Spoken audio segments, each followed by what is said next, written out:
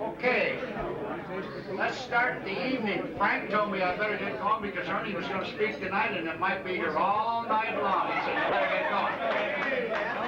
Ernie, I don't know whether to believe him or not, but I better get started anyway. Don't hurry that dessert because we got some time yet. That's right. There are a couple of things I would like to remind you about before you really get into the meat of this thing.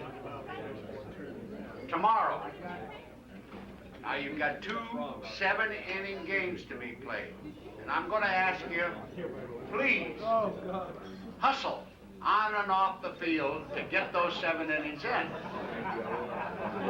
Let's don't fool around getting the gloves on and all the other stuff and the helmets. Make sure you're ready, be on and off, get off that field, or we'll have to have a time limit, and that's going to cut you down. To save my legs. You try to get in as many innings as possible. All right, the second thing I want to remind you of is we handed out today those bubblegum card information sheets. Let's please get those in tomorrow because that'll give us one day to run down the fellows who don't have them in, so we can make sure that we get them in.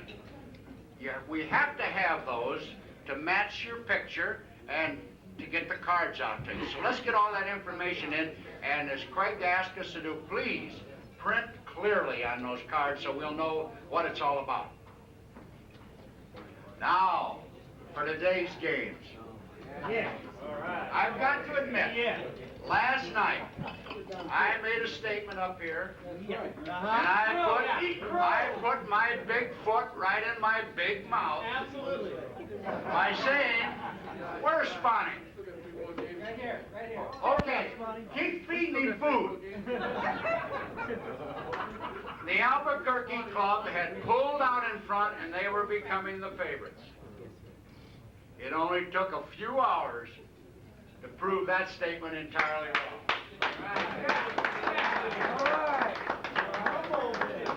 But you know, there's always a little sunshine and all that kind of thing because I sat around Frank and Duke today watching their games. Boy, and they were just smiling because the hitters have really taken a hold down here, and they're way ahead of all the pitching. So that's really made them happy. Now, Bakersfield, they were down 20-10 today, going into the top of the 7th inning. I left the game, came over here thinking the game was over. But once again, they came back. I don't know what Spawny does, but he gets them to come back.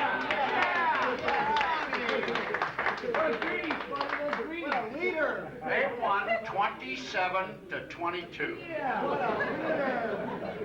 Now, I'm going to tell you something. We definitely, without any doubts, in 4 years in this camp, set 2 adult camp records today. First, 49 runs were scored in just one game, and a total of 82 were scored in 2 games. We've had games down here where we've had our camps where we've had 3 games going in one day. We've never scored that many runs. So it's by far, and I think a lot of the instructors feel this way, it's by far the best hitting group we've ever had here in Dodgertown. No, just the most defensive.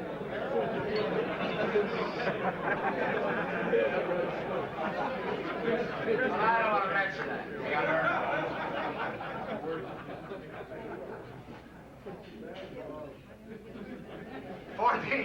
For the Bakersfield Cup, special mention goes to, and I mentioned this last night, to Phil Potter.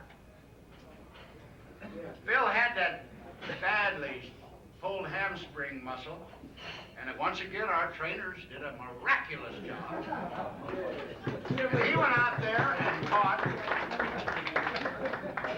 He had a long home run in left center field, but his pinch runner, Bill Thomas, ran the bases for him. So we got to get both credit. Real class. The managers once again had high praise for Tom Powers as he played very well around third base once again defensively. Lee Heisinger had a Potato Head Award winner, was a Potato Head Award winner here last night, hit another home run. That's 2 now in 2 days. There were too many base hits over there, really, to mention everybody. So if you'll excuse me, and I'm not going to go run down and tell everybody, tell you how many hits were delivered by all of them, but I want to get to the Potato Head Award winner. It goes to a man who hit a long 2-run triple in left center. Now, it wasn't hard. It went long. But only a strong, quick relay from Les Lewis, shortstop, to the plate where we had a bang-bang play, nailed him to complete a home run. But the next time up, he did hit a home run. Yeah. And that's to Kelvin Fitzpatrick.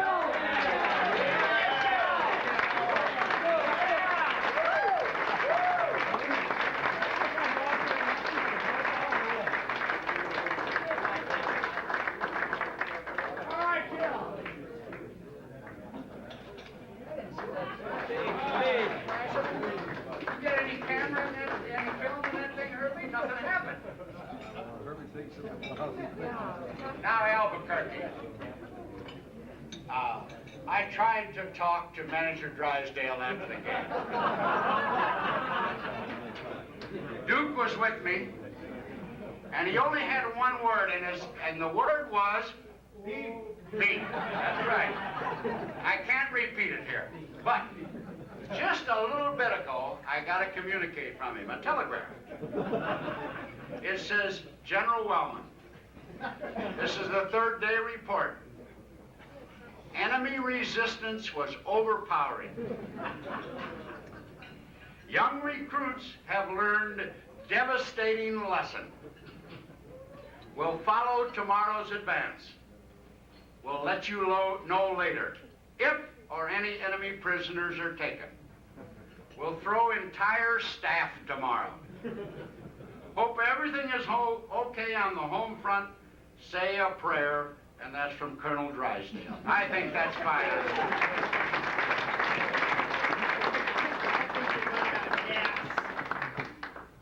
Now, you know, we give an award for the best hitter in camp. And there are a couple guys right now that are very close. Doc is up there very close.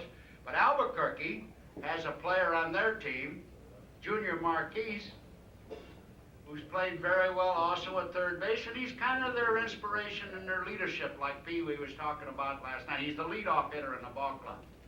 But I found out something about him today, and this is really amazing, and I thought I would relate this to you. Duke, who likes to go in the shower and stay there all the time, checks everybody out as they come in and out of the shower. Duke told me today, he said, I was in the showers, and he said, Junior came in with his glasses on. He said he'd washed his hair and the soap's running down his eyes and the water's running down his eyes, and Duke says, hey, Junior, why do you wear your glasses here in the shower room? And Junior said, hell, Duke, if I didn't have them, I couldn't find my way back to the locker. Now, here's a guy is competing for the championship. But I did want to mention that Les Lewis, besides that relay throw, he had 2 hits today. He hit one hard, long triple into dead center field. Now, if Les had a little better wheels, running legs, he'd have made it all the way. It was just enough to make the third base. Most everybody else would have had an inside the park home run. Now, the Potato Head Award winner for the Albuquerque Club was a fellow last night I thought made one of the finest statements that's ever been made in one of these camps, when he said he would have asked a lot more questions, but he couldn't get his arm up to high enough to ask permission to talk. What a recovery he made today. He had 3 hits. One of them was a home run. Ron Shankman.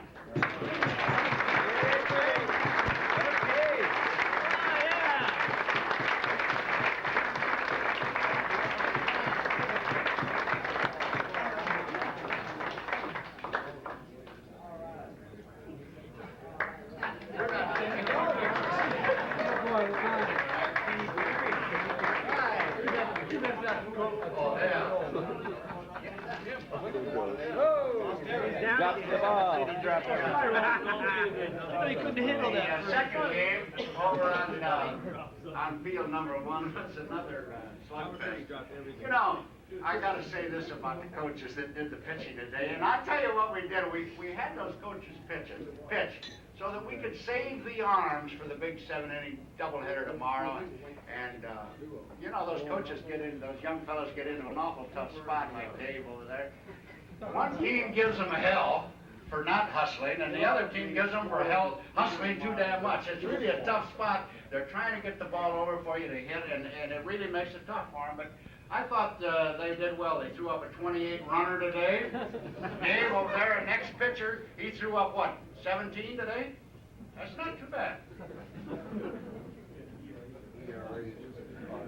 Before I get off that first game, there were some things that came to our table here to the commissioner tonight. I know he had a lot of tough plays over there, a lot of appeal plays. You know, when a leader like Albuquerque has been leading the league all along, when they get beat, there's some things they get a little testy about, and he had to make a lot of decisions over there today. Yeah, but they were wrong, too. See what I mean? See what I mean? Manager Drysdale was a little testy. He was always looking up, what do you think, Dookie? Dookie go like that or he go like that, so that's the way it has to be. But I heard some reports. Now this is just this. I may be wrong on this, but I heard that Manager Drysdale went out. I don't know whether it had to be with his team. I got this from. I won't say who I got it from, Don. But they told me that you went out and told the pitcher you offered him a bribe, an open check, to go your way in the last inning. Is there any truth to that, Don? No, it was an open check to get the hell out of here. Oh, that's what it was. Okay. But then, the second thing was that the other manager, Warren Spahn, went out to talk to the coach that's on his team pitching against the other club during that inning, and he's encouraging him to try to get the guys out. Now that's a little tough. We're going to have to check into that kind of stuff. One other rule, and it was busted a couple times today, but we'll have to bear down on it, is if a hitter can't run and we're having pinch runners for him, we got to make sure that they can't leave that home plate area until there's been contact made. 2 or 3 times today, the ball left the pitcher's hand, and I saw the guy breaking towards first base. So, from now on, Don, is that the way you told me to ask about it? Well, I was trying to figure out if Spawny quit eating, I could get an answer from him. Keep feeding him over there. Well, he timed it very nicely. No comment. Wait a minute. Well, There's your chance. Not to be outspoken. Every time we used a designated runner for the hitter, he hit a home run.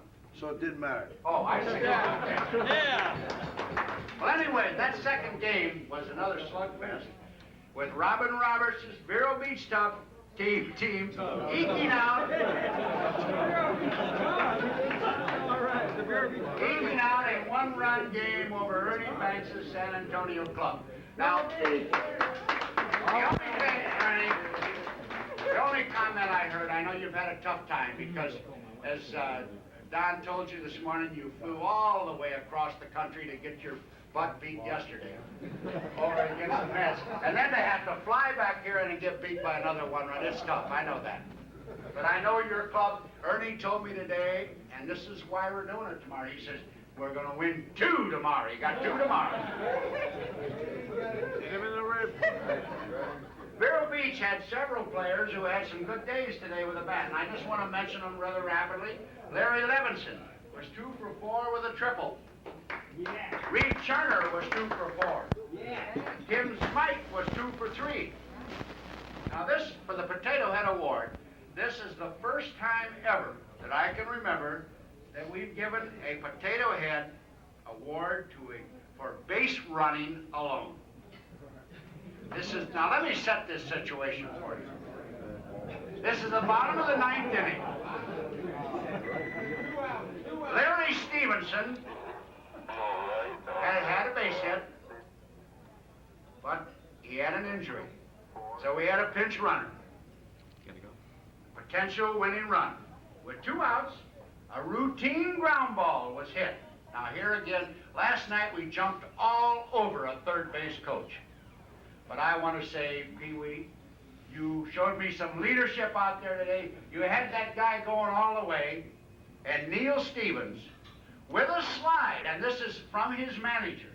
It was a perfect fadeaway slide in the glimmering dust. Scored the winning run, Neil Stevens.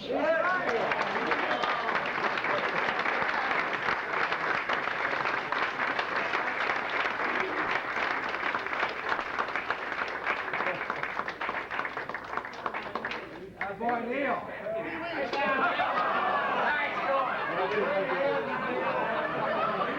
Neil was not known for his defensive play.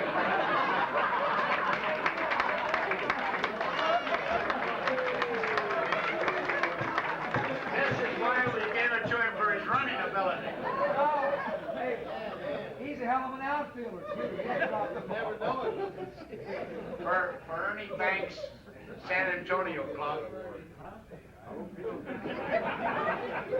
Jay Goldinger had a good day with 3 base hits. Okay, that's good. John Darlson went 3 for 3.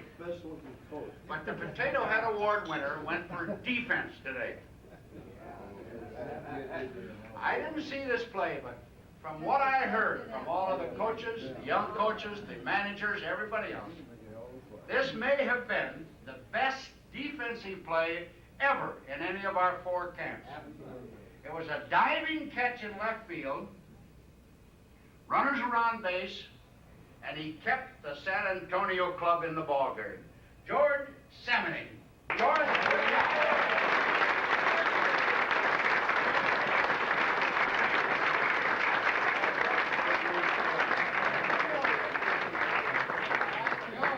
Don't drop it, George. Don't drop it. 2 hands.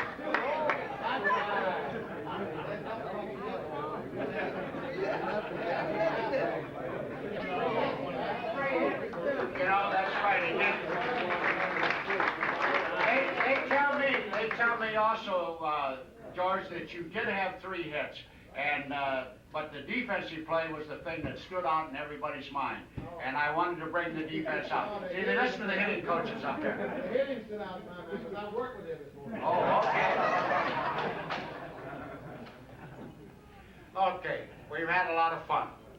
And that is the topic of tonight's entertainment and discussion. Is baseball can be fun. Now, who better to lead this discussion than 2 Hall of Famers who probably put more into this game than anyone I know, who never ever cheated the fans by not giving an all-out effort of every inning, of every game. But they also had a lot of fun doing it. Between the 2 of them, they collected 5 National League Most Valuable Player Awards, and many others too numerous to even mention. The 2 fellas are going to lead us tonight, Ernie Banks and Roy Campanella. And we'll call Ernie up here first. Ernie, come on. You.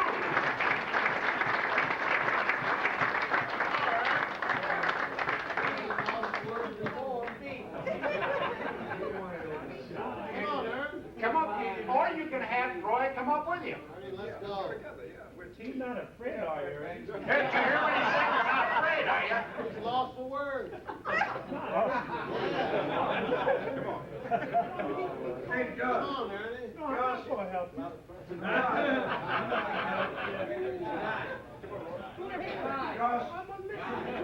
Guys. Wait a minute, Ernie. Before you get started, Warren has something he wants to say. Can we limit Ernie to 10 minutes? Warren, somebody said they didn't limit you to any last night. Okay, Ernie.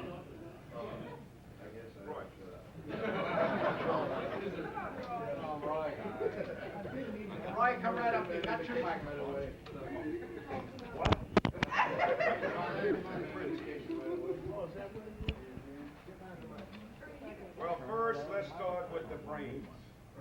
The brains.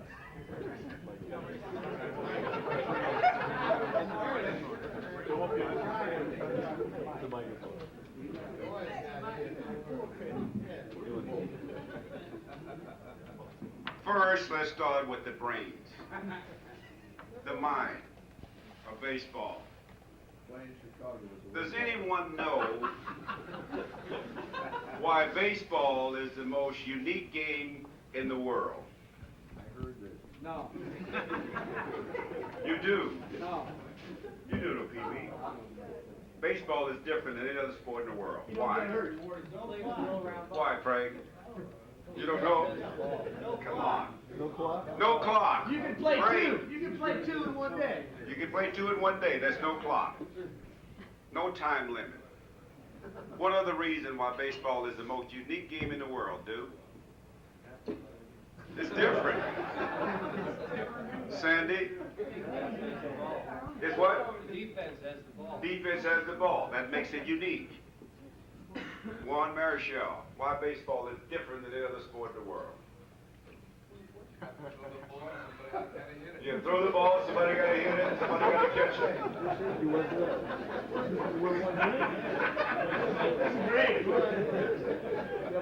Oh, It's the game where the outcome is most determined by what happens to the man as opposed to the ball. that's true. That makes it different than any other sport in the world.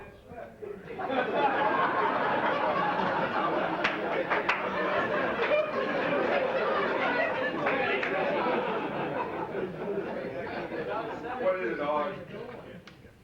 It's a game where they give you a round ball and a round bat and tell you to hit it square. That makes it different. The only game in the world where the man scores the point while the ball is somewhere else. That makes it very unique. To Lou Brock, why is baseball the most unique game in the world? Simply because, Ernie, you played it.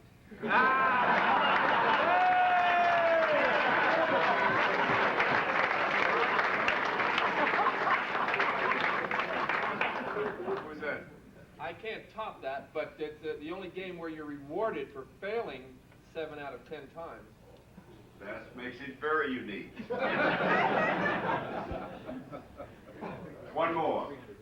No boundaries to playing surface. No boundaries to the playing surface. You can play all over. Frank, you must have one reason why baseball is so unique in the world. Pee Wee, Eric Tracy has one. Why baseball is different than any other sport in the world? Because the foul line is actually fair, and the foul ball is actually fair. Now, you all didn't know that, did you? No. That's true. That makes it a different game. Well, let me tell you why baseball is the most unique game in the world. Thank you.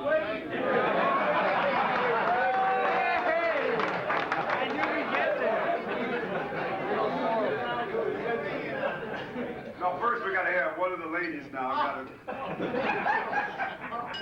Either Barbara or Roxanne got to come up with something. Why baseball is different than any other sport in the world? Please hurry. Keep your husband busy 7 months out of the year.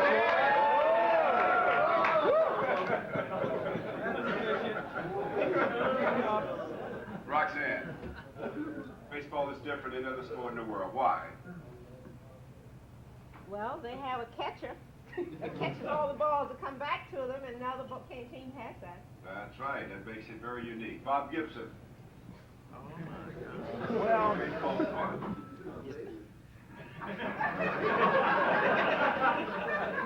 Hey, Bob. Well, let me tell you now. Hold it. Listen. Stop throwing at us, sir. Let me tell you. Up here. Listen now, this is why baseball is the most unique game in the world.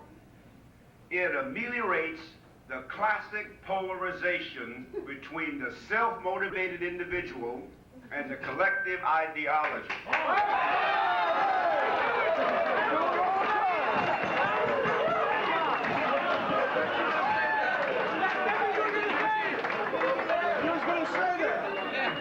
He was going to say that. give you a chance. Give us a chance. You've been telling them that all night. You said that, Lou. Now let me explain that. Let me break it down to another level. Listen to this. Warren's still waiting to hear the explanation. What that means is, when you at bat in baseball, you are a self-motivated individual. You're one person against 9 people in the field. It's 1 against 9. But when you go in the field, you become 9 against 1. So the game itself is individuals working together as a team. Individuals working together as a team. That's different than any other sport in the world. So when you're at bat, you're in that batter's box. To hit the ball, you have to be motivated to do that. You can have all the coaching in the world, but you have to hit the ball. So you have to be motivated to do that. So you won against the other 9 people. Then when you go in the field, you have to learn to play as a team, as a group. So it's 9 against 1 and 1 against 9. And that's why baseball is the most unique game in the world. You're a DH.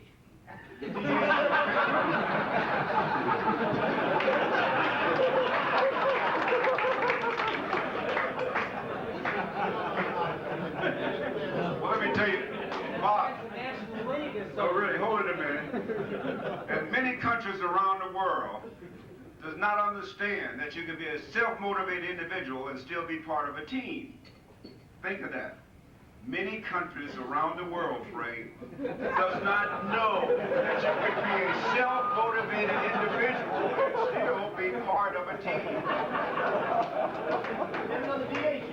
And that's why baseball is the most unique game in the world. Now, the second thing, and then we'll get in our discussion about the love of the game itself. The second most important thing is, why do people go to baseball games? Duke Snyder? Why are people going to baseball games to see us perform? Because they only last 2 hours. They don't last 2 hours, 2 hours and 34 minutes. The average Major League game. Jay, why do people come to baseball games? To enjoy themselves. Partly to enjoy themselves and live their lives, what? Through a lot of us. The tickets are still cheaper than football and basketball. It is. It is a very inexpensive sport, and you get a lot of for the money that you pay to see the players perform. But let me tell you very quickly why people come to baseball games, Bob. They come to baseball games to study the quantitative method of optimum decision making under conditions of uncertainty.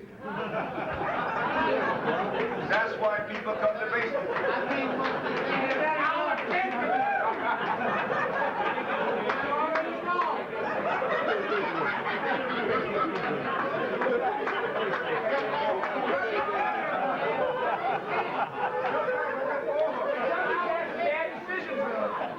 People come to a baseball game to study the quantitative methods of decision making under option decision under conditions of uncertainty. That's why we come to games. Nobody knows what's going to happen when Albuquerque plays San Antonio or San Antonio plays the Dodgers. We don't know what's going to happen. Or the Cubbies play the Dodgers. Nobody knows what's going to happen. Those are decisions of uncertainty. Frank Roberts has made a lot of them. Pee Wee Reese has made a lot of them. Me and Cappy has made a lot of them. You don't know what's going on out there.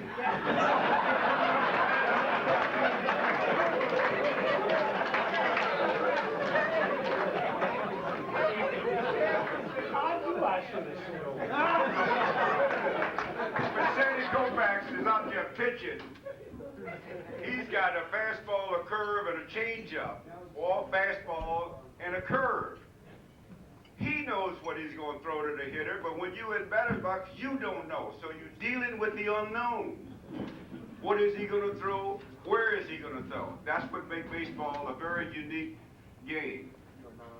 So we're all very fortunate to be a part of it. It's America's greatest pastime. It's something that allows us a chance to be a little boy for the rest of our lives.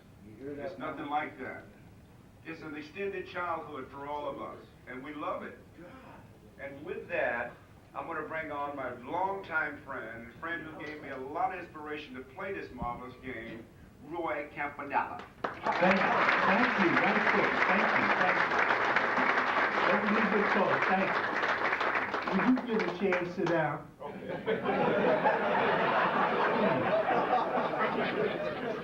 What, you would have made a hell of a catcher. If you told the pitcher some of those things, he would want to throw at you. Being a catcher is something else. Number one, you got to get the confidence of all your pitchers to believe in what you call for. That's a tough story. You know, when the Dodgers first signed me with Mr. Rickey, this is the first thing he said. He said, Roy, you're going to have to convince every pitcher that what you call for is right. Now, this is tough. He said, you're catching a white pitching staff. You're the first black catcher in the history of the big league. Now, you're going to have to get him to believe in you. Think about it now. And I go down there and give a sign, and he says yes. A lot of them would say no, although Durocher was my first manager. And Leo, in my opinion, was tops, and he was all for it. And I had some not young pitchers to catch, some older pitchers to catch, as a Hugh Casey, or one, and he's a little rough.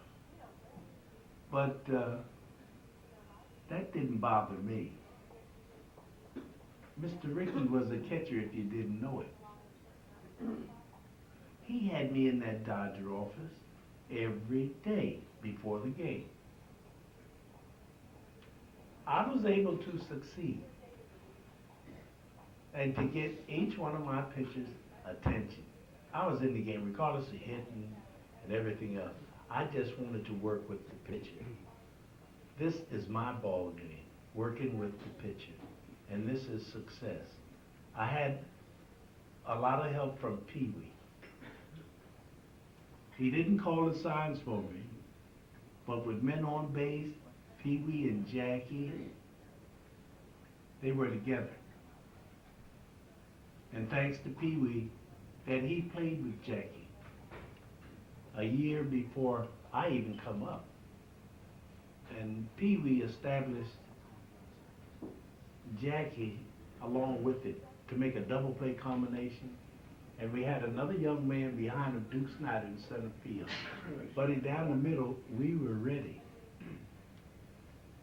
We had some fellas on each side with Ferrillo, Hodges, and Cox. I thought these fellas made me a much better ball player. Much better ball player. You know, I'm going to go into pitching now. I was catching one pitcher in a game we playing the Giants. That's in New York now. His name was Billy Lowe's. Had good stuff, good pitcher, in my opinion now. Dresden was our manager. And he told me before the ball game, he said, Campy, don't let Lowe's throw no sliders. So now, obeying the manager, I'd go out and give him a sign, and he'd shake his head. Give him another sign, and shake his head. Give him another sign, and shake his head. So I said, time. I'd run out to the man. I said, Billy, what do you want to throw? A slider. I said, now, you know Dresden said he didn't want you to throw any sliders. Well, I'll roll one up there. I said, no, don't do that. And this is true. So I said, now, if I call for a slider, if you don't get this ball on the outside corner of this plate and down, Dresden and Durocher, they lived with the catcher.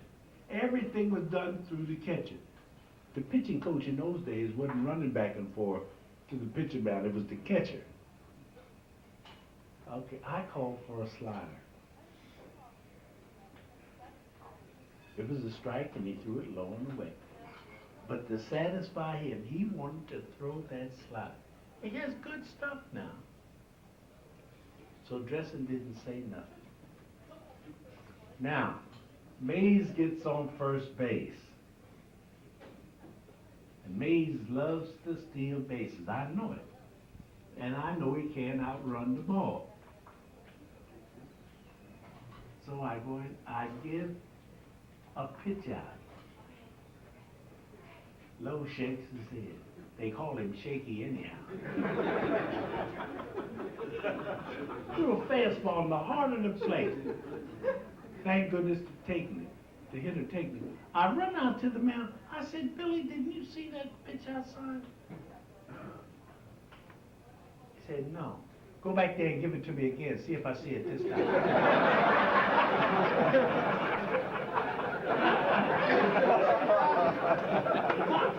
Now, how do you play with these kind of guys? Just join them, that's all.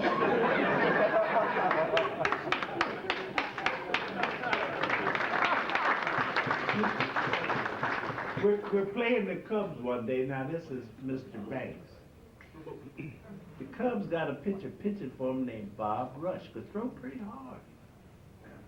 And boy, he decked Jackie. I mean, you know, and we didn't have no helmets in those days. He knocked Jackie down, and I followed Jackie. And he knocked me down. He had a pretty good thrower that day, too, Don Newcomb.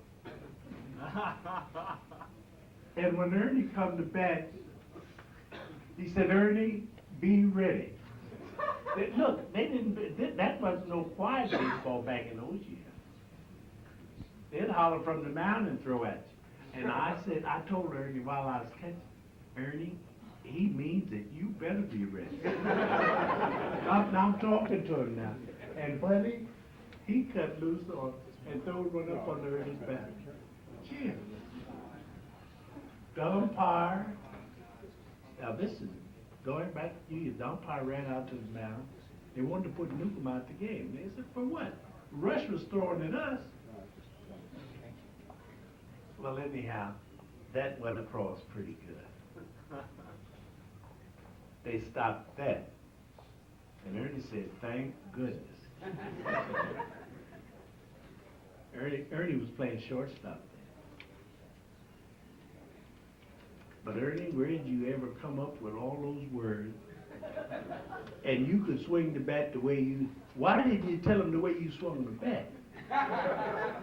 Because you're a hell of a preacher. I got one more, Roy. Listen, take some notes. You got your pencil? Please don't. Let me take Please don't. Let me tell this one. Wait a minute. Let me tell you. Take out your pencils here, a piece of paper. Let me give you what baseball is all about. Here we go. It's a marvelous game. You selected a great game to be involved in. Baseball, the word baseball, B-A-S-E-B-A-L-L. Baseball. Take notes of this. Oh, here we go to the spelling bee. Okay, the B in baseball means believe. You got to believe in yourself. Believe in others. The A stands for you got to be ambitious. In baseball, you got to really want to go out there and improve on your abilities as a player. The S is for sincerity. In baseball, you cannot fool anyone. All the people who are managers and general managers and owners, they believe in players who are sincere. The E in baseball means enthusiasm. You must have enthusiasm when you play baseball. It's so important. When you're dragging along and just kind of putting one foot before the other, your mind seems to think that way, and you play that way. You got to have enthusiasm. The other B is for balance in baseball. You got to have balance. You gotta have an elbow too. You got to have balance. You have to have a good home life and keep that in perspective and play baseball at the same time. There's two elements, balance. The other A is for attitude. You have to have a good, positive mental attitude to play baseball. It has to be that way. You can't say, well, San Antonio lost 17-16. You got to think about the positive side that we're going to be back tomorrow for 2. So the attitude.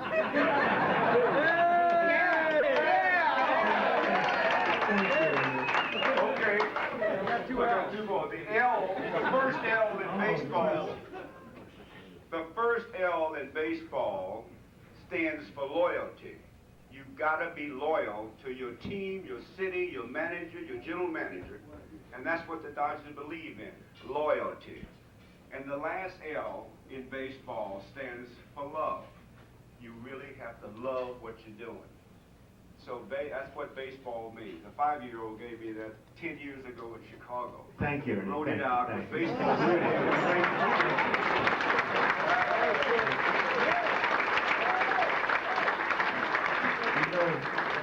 You know, Preacher Rowe was always accused of wetting one every now and then. And they asked me, say, does Preacher throw a spitball? And I told him I don't have any signs to call a spitball. And I didn't. So I'd give Preacher a fastball, he'd shake it off. Curveball, he'd shake it off. Slider, he'd shake it off. So I said, well, how many pitches does he have? So I'd go back over and give him a fastball. He said, yes. I said, uh-oh. And this is true. This is how I caught Preacher Rowe. On his wet one every now and then.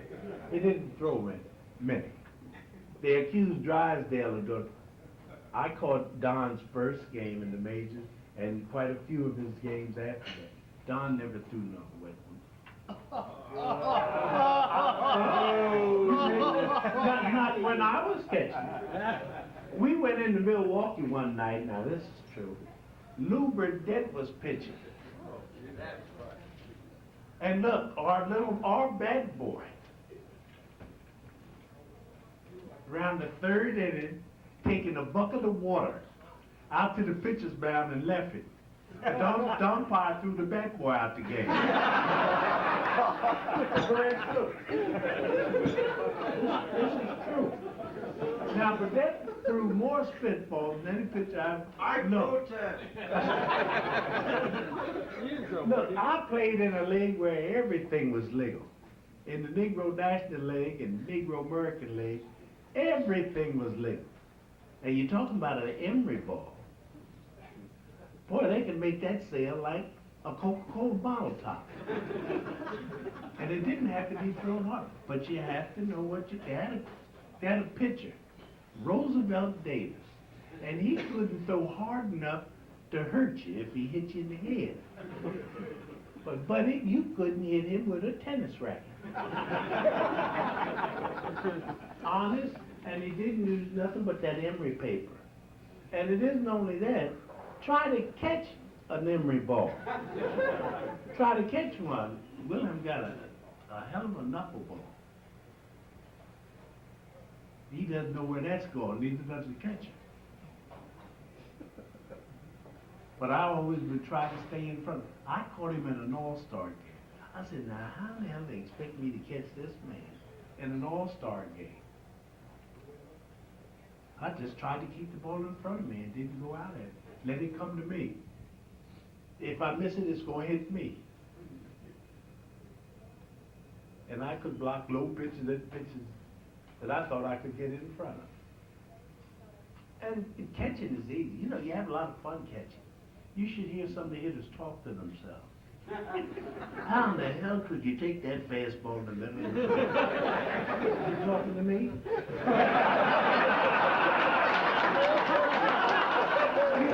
You'd be surprised how you can talk to hitters. Mays would come up, and I'd always take a little sand or something and throw in his shoe. in his back foot, I'd throw in his back foot. Told umpire, say, he's bothered me. What is he doing to you? Well, that's when Durocher was with the Giants. So Durocher was coaching third base, and Mays kept getting out of the box. And so he ran up to home plate. So he said, Willie, what's wrong? He said, Campanella's bothering me. Now, this is something. So he said, what is he doing? He's throwing dirt in my shoe. So Durocher told, pick up a handful of dirt and throw it in his face. I said, he better not. I'll damn near try to kill him. But you know, I mean, at catching, I had a lot of fun. You know, Aaron come up to bat one day, and he had the bat all turned all kind of ways. He was supposed to hit with the trademark up. I said, hey, Hank, you don't have that trademark up. He said, I didn't come up here to read.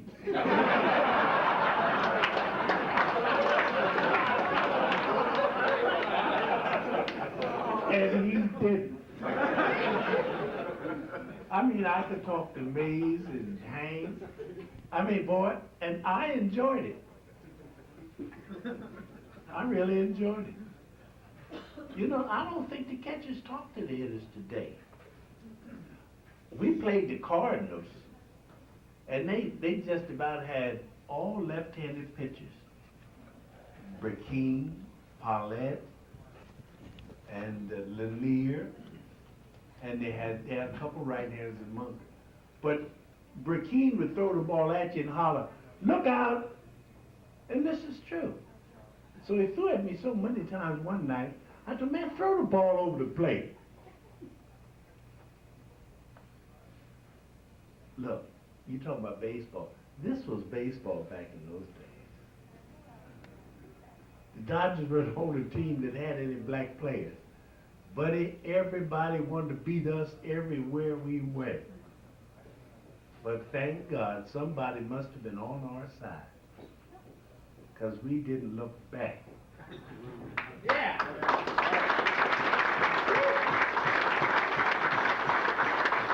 And God bless him, he's dead and gone now. Jackie Robinson. Buddy, what a teammate that was. What a competitor. You know, you heard me mention Sad Sam Jones the other night. You know, he would have a toothpick in his mouth all the time. He could throw now. So Jackie went to bat one day, we playing the Cubs. He said, Sam, hollered out there to him, I'm going to make you swallow that toothpick. Boy, Sam wound up and hit him right here. And you know, they hollered back to him, that's just what I wanted you to do. He got on first base, he stole second. He stole third. He stole home. I mean, you couldn't believe the things that, I know Pee-wee can verify that. And I don't mean we're no 5 or 6 runs ahead. This is a nothing ball game. He'll beat you that ball game himself. And he did beat Sam. And he damn near swallowed that toothpick. Look here now. This is the Dodgers playing all their top rookies. We're playing in Panama.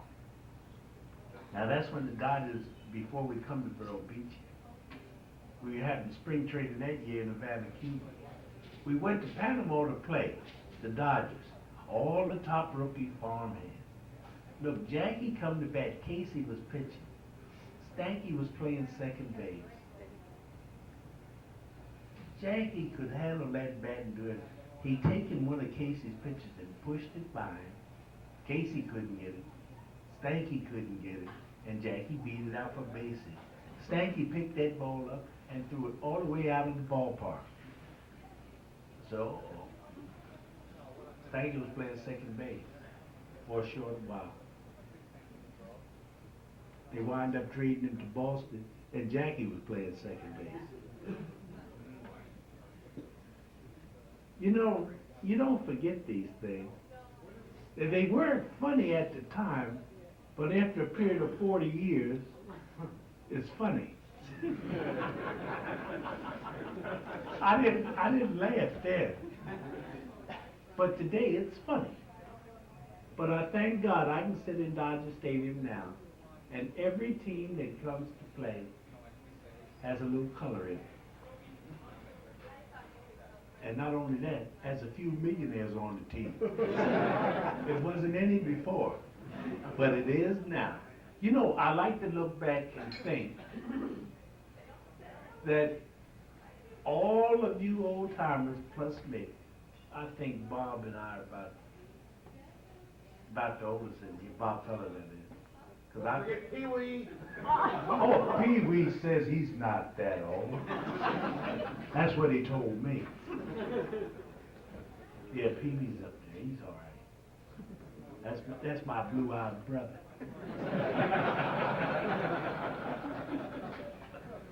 But this is true. I think we have helped build the game to this point where these young men can really capitalize on it. Because, you know, I can remember the day I got 50 cents a day to eat on and made it. It had to make it. It had to make it. Now, I wasn't in no big leagues or in the minor leagues. I was in the Negro National League. But all of this helped me tremendously. And my God, when I did get a chance to make a buck, you know, I thought I knew what to do with it. I went and played in the Mexican League a couple summers. And the teams had players jumping from the big league to play in the Mexican League. I couldn't quite understand this. So one fellow by the name of Louis Almo that was playing left field for the Dodgers, Puerto Rican. I played with him in the winter down Puerto Rico. And here he's coming to Mexico to play. I said, how could you leave the big leagues to come down here and play? He said, I'd make more money. I said, you must be crazy. Yeah, I sure wish we could get in the big leagues. And you'd leave the big leagues and come to the Mexican League and play. Now, he wasn't the only one. Sal Magley was down there. Mickey Owen was down there. Max Lanier was down there. Danny Gardello was down there. You know, and I started playing against these fellas, although I played with Monterey, and there was no Americans on the team. And we wound up winning the championship. So I said, well, gee, if all these big leagues are down here and we win the championship, that give me a message. I said, well, these guys are human just like we are. So we can win. And we didn't have nothing but Mexicans and Cubans, and I was the only American on the team. Now, how could I catch a Spanish-speaking pitcher stay? I made it. I made him understand me some kind of way. I made it. But I learned Spanish real quick. My Spanish was terrible, but I learned it real quick. My pitcher always would understand me. We had a right fielder by the name of Lamala Torres. If he couldn't play in the big league, I'm a duck and I'm no duck. Boy, this was one of the best ball players. Washington Senators at the time, Joe Cambria, Washington scout, was trying to get him to go to play with the Senators. They couldn't get this kid to leave Mexico. Well, I guess he couldn't speak the language. He wouldn't leave, but boy, this young man could play. Cuba. They had a player by the name of Martin the Eagle. He could pitch, play center field, play first base, could hit, could run. Yes, they voted him into baseball's Hall of Fame. He's the only black Cuban in there. Puerto Rico. They had a hitter in Puerto Rico by the name of Perucha Cepeda. Yes, you know Orlando Cepeda? It was his father. One of the best hitters I've ever seen. The only guy could compete with him down there then was Josh Gibson. This was a master with the bat. This man, you didn't see him swing at the pitch and miss, and didn't swing hard, and could hit the ball over any fence. through the fence, through the infield, was a catcher. But one thing good about that, you know, they never kept averages in the Negro National League or Negro American League. You didn't know what you were hitting. You didn't know how many home runs you hit. You didn't know how many games the pitcher won or lost. Buddy, but you know you better be in that lineup or somebody else will be replacing you real soon. And you didn't have no cut contract, no contracts at all. But this is true. Now this is baseball. And play every day, play 2 a day Sunday, play 3, I have played doubleheader in the afternoon, the night game at night, plus played 4 one day, a doubleheader in Cincinnati in the afternoon, and a doubleheader in Middletown, Ohio that night, and caught all 4 of them. Caught all 4 of them, and didn't think about it as long as I got a chance to hit. I got my turn to bat. And I don't know, but I got 3 swings. I tried to take advantage of every pitch that was over that plate. I learned at a young age you can't be reaching for balls and hitting them too good.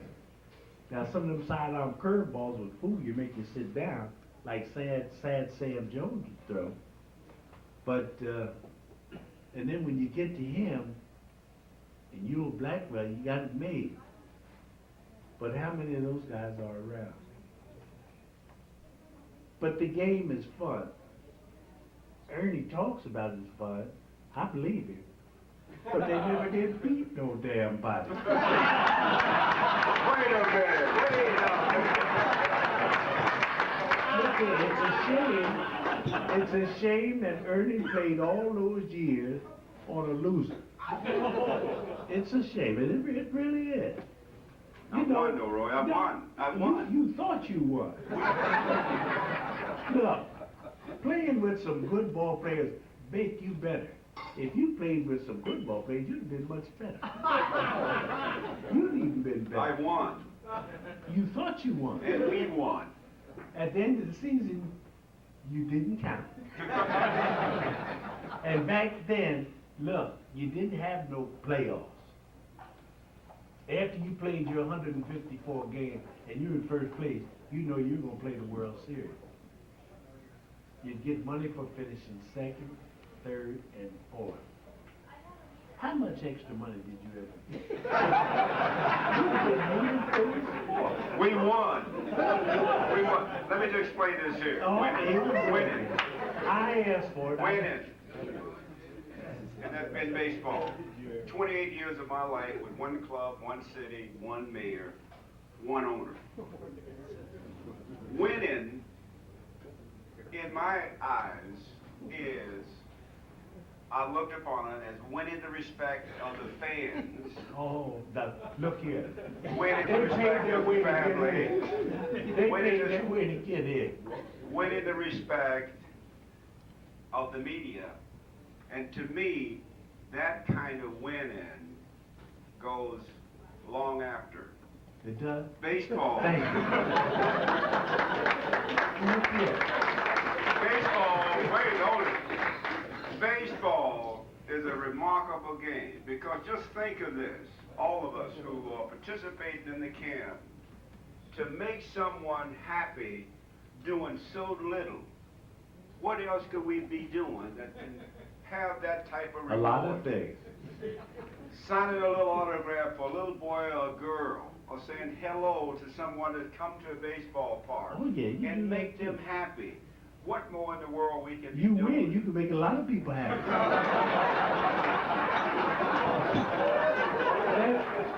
Winning's just part of it. That's the main part of it.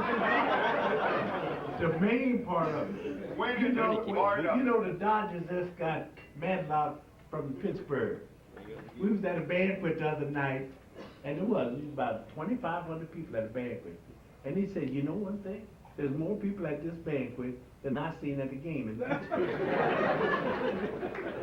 But they were there in their hearts. That's good. Not the numbers. It's the heart and the feeling that they were there. If You have had a numbers. disillusion. But this is true. But if you can't win in this league, shame on you. I thank God that the Dodgers won with Yankee and I. You may not have gotten the league. Many days ago. Yeah, put that in your That's right. I'm glad we were on a winner. Because I'd be right back in that Negro National League. With my 50-cent eating money. But many days at Wrigley Field, walked out on the field, there was only about 500 people in the stands. Imagine that, 500 people to come out to see the Cubs play the Pirates. But really, when you plan a baseball game, you should play it if there's no one in the ballpark but you. That's it. Salute That's Cubs. the...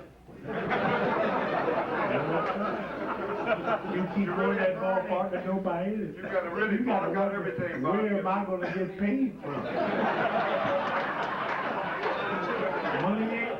Money ain't everything. Money is not. But Money's just a small part. You got to take care of home some kind of way. Many days, Bob Gibson and Sandy Koufax and Robin Roberts and Roy had been out playing a baseball game. When you get out there on that field, it's just you.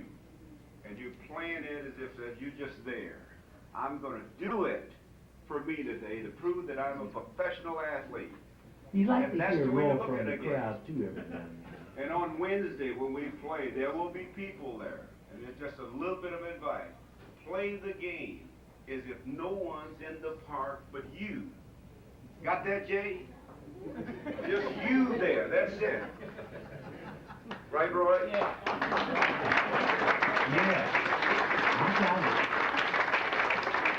I got it, but you know one thing? Somebody has to pay the bills. And if somebody don't come in that ballpark, the bills don't get paid. This is true. The love for the game, Ernie, you have it. But buddy, losing isn't everything. You have to win sometime, and most of the time. But it's a good game. Enjoy the game. But my era of baseball, Roy, was with the Wrigley family, who owned But you choose a lot of bubble gum. Wrigley Chewing Gum Company, who owned the own island, Catalina Island. At one time, the Cubs were the only professional team that trained on an island. And I know we have nice facilities here at Bureau Beach, but the Cubs were that kind of team. But Mr. Wrigley's philosophy in baseball is that it's too big of a business to be a sport and too big of a sport to be a business. And when you really look at it, those of us who are involved in it, all we have to do is just go out and play and do our thing, and it will all kind of balance out in the end. In the end, the owner will make money. Listen to me, Frank. You hear me? But the owners will make talk money. about money Everybody now. You know one thing, Ernie? You got so much BS with you. You should be a powerhouse. You're a tough man. But that's one thing, though, baseball has brought. Hold it. This is one thing that baseball has brought to all of us. And if you talk to all the instructors here, they will bring that out. Baseball has allowed us to do many things we never had done before. Think of this, an audience with the Pope. That's what I had in 1969. It's a big deal, but only because of baseball. 76, went to the All-Star game in Philadelphia with President Ford on the Air Force One, all because of baseball. I met Whitey and Smonty and I had lunch with Mr. Reagan, all the Hall of Famers, in 1979 in Washington. He invited us over there to have lunch with him to talk about baseball. Great thrill for me. I presented him with a cupcake. Good thing you didn't tell him how to run the country. All because of baseball. I mean, it's just a marvelous life. You meet so many people that you never had met before. In 1980, I had an opportunity to speak before Mr. Reagan and Mr. Bush when they honored James Brady, who is a longtime Cub fan. They called me in Chicago to come there and speak and talk about baseball. And to stand up on that dais before the president and the vice president was a marvelous drill, only because of baseball. Now, I'm not bragging about this, but if you check with all our instructors here during this time, you'll find out that through baseball, they have touched the lives of some very important people in the world, only because of baseball. And I know that some of you probably say it's not, really all that apple pie, but it is. We have a great influence on people's lives around the world, kids' lives around the world. When we visit with them, they don't look upon us as a Republican or a Democrat. A baseball player is neutral in every sense of the word. I played in Chicago where we had Richard Daley, the mayor, under his regime, Democrat, hardline man, and many functions where he invited me, because I was a baseball player, to those functions. And I was non-political. All I was is there. So our lives touch a lot of people, make a lot of people happy. And I'm sure all the other instructors have enjoyed this. Lou Brock has been in many functions where he's been invited to the White House, invited to visit with important people around the world, and it's all because of baseball, Duke. It is one of the greatest Good lives in thing, the world. good thing Jackie Robinson did.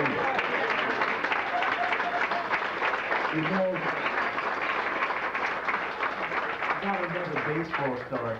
We were playing the Cardinals one night in St. Louis. Branca was pitching for us that night, and he was having a little tough go. Still was nothing ball game. He loaded the bases, and Pee Wee give me a pitch outside. And for me to answer back to him, I'd pick up a little bit of dirt and throw to him. And I did so, okay. The batter was taking the next pitch because Branca was balking, everybody looked like. Bases loaded, nobody out. So Pee Wee gets behind the runner and we picked him off. 1 out. He walks the next hitter, load the bases again. Pee Wee gives me another pitch outside. So I throw the dirt back to him and say, okay. And I pitch out again. We pick another man off a second. That's 2 outs. The next man pops up to the infield. Branca gets out there. I have never played an inning like that, and I caught for 20 years. 20 years. Pee Wee, remember that night? Right, We're playing the Cardinals again. Look here, Bob, and look, we have had some battles with the Cardinals. Brazel was pitching that night in a tie ball game in the 9th inning. I hit one on the left field wall and got a triple. Alston was coaching third base, our manager. Now on the first pitch, Brazel threw. I walked on off third base and was halfway home and come back. So Alston walks over to me and said, "If you think you can make it, go ahead." Now he's telling me to steal home. I said, all right. You know what I did? He got in his wind up as a lefty, and I walked on down third base and broke into my little run. Now, you know I had some speed. I was built for speed. Do you know I crossed home plate before the pitch got there? He had never run over the catcher. Odell Rice was catching. The only time I ever stole home in my life. But I did, and that was the winning run. Ernie, that was my baseball. But I thank God all these things happened when there was nobody in the league had any black players in the National League. And I'm so glad that everybody in that league today that I go see, yes, has some black players. And in the American League too. I got a pleasure playing against them in all All-Star games. You know, catching an All-Star game made me think now. I caught one pitcher from your Cubs, Bob Rush. Now, a catcher from the Cubs made the All-Star team. And he told me, said, Rush is colorblind. I said, you mean to tell me he can't see the signs? He said, no. I said, well, how do you catch it? He said, now when I put my heels together that's a fastball. And when I separate them, that's a curveball. You know, I had to catch an all-star game for this man in Philadelphia, and that's how I caught it. And I never caught it like that. I used outside signs, so I didn't want to use them in. But buddy, when we went back to Chicago, we knew everything.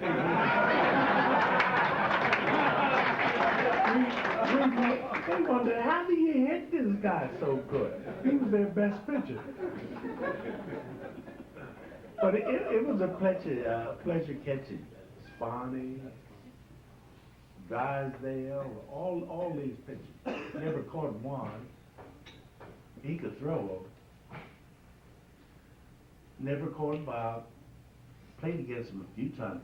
Look here, we used to play a exhibition game against Cleveland every year in Cleveland and one in Brooklyn.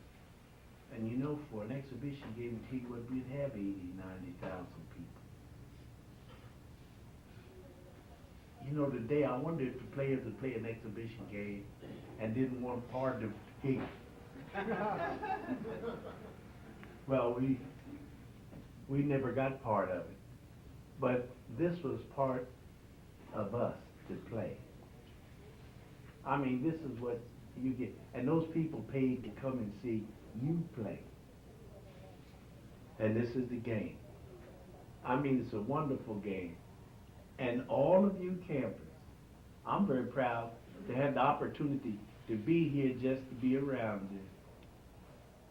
It's a pleasure. And I only hope you enjoy it as much as Ernie says he enjoys it. And I enjoy it. And we wish you'd come back again and enjoy this day here. But you're going to play one big ball game, your last big. You're going to look at some pitchers. They're a little older than what they used to be. They still can throw some. Marshall, I watched him on that satellite throwing an old timers game, and he was in his prime. I'm telling you, he can throw. Well, he's going to pitch. All of them going to pitch.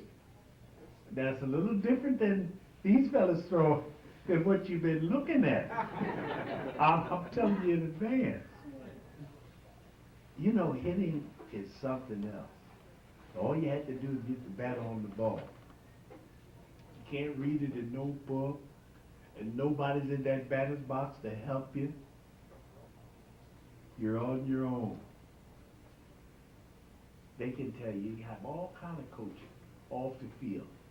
But once you get in between them lines, you have to be able to help yourself. Just keep that in mind. Anyway, thank you very much.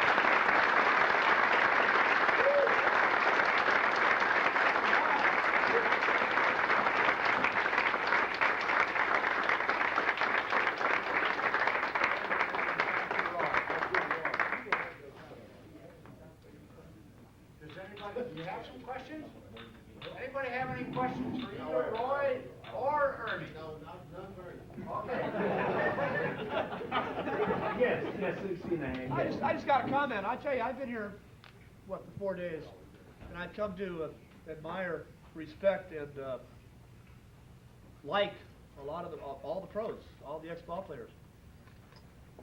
Kinda. And, and I want to say something. They all love the game, but I don't think I've ever seen a gentleman like something as much as Ernie Banks does.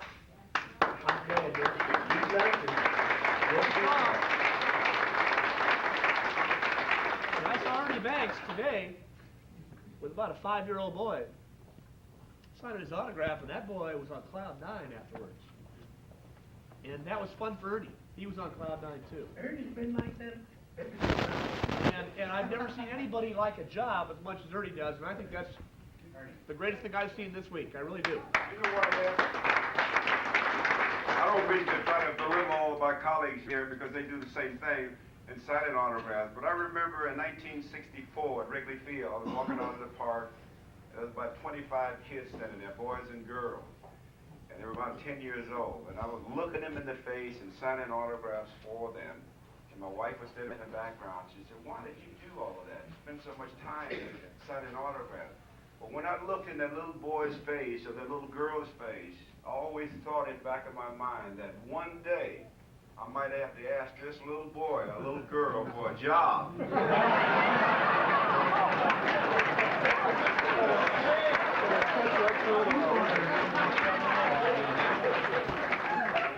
Another question. Question? I think there are questions out. No, here. Lou's got a question. No, I would tell you I really want Ernie to explain what baseball is again. We want to know what quantitative method that goes against the quantitative desire to be accepted to excel in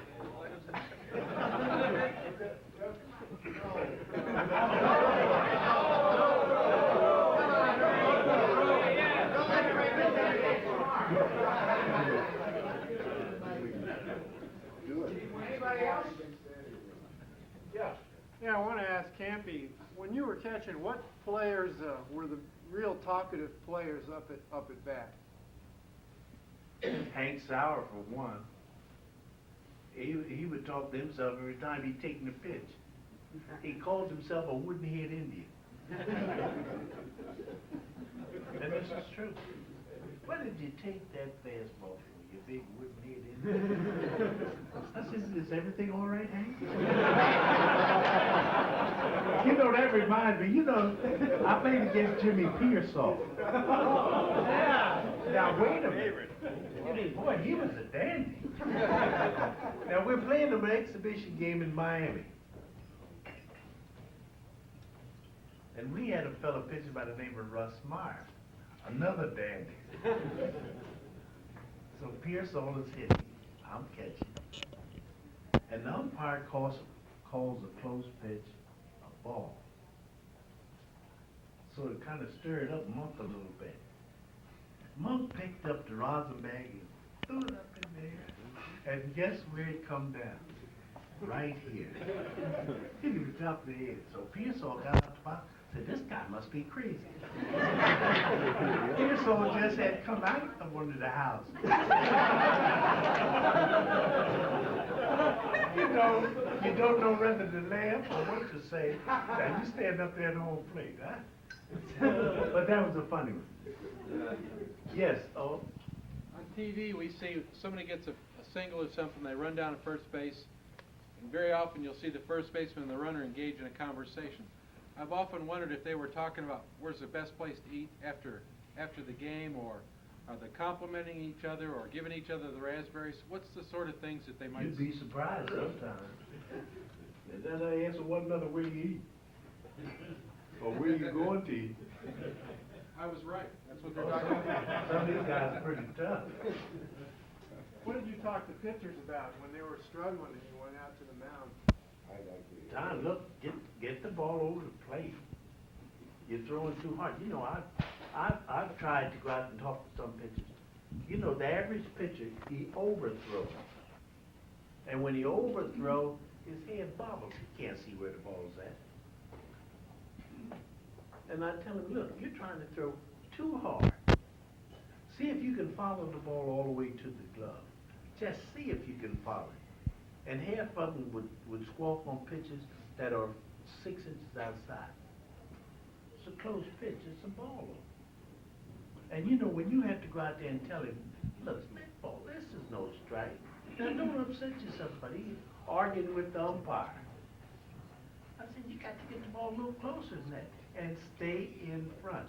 Because, boy, when you get behind in this leg, some of these guys will racky-tack you. And I mean it. You get behind, and he know you have to get that ball over the plate. And they're waiting on something. And if you throw something, buddy, they don't foul it off too often. Any more? Fellas, we had a wonderful night, I think.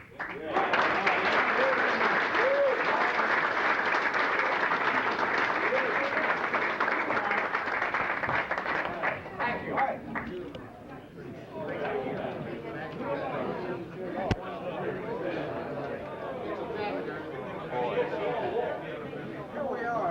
Raise your finger. I can tell you what card you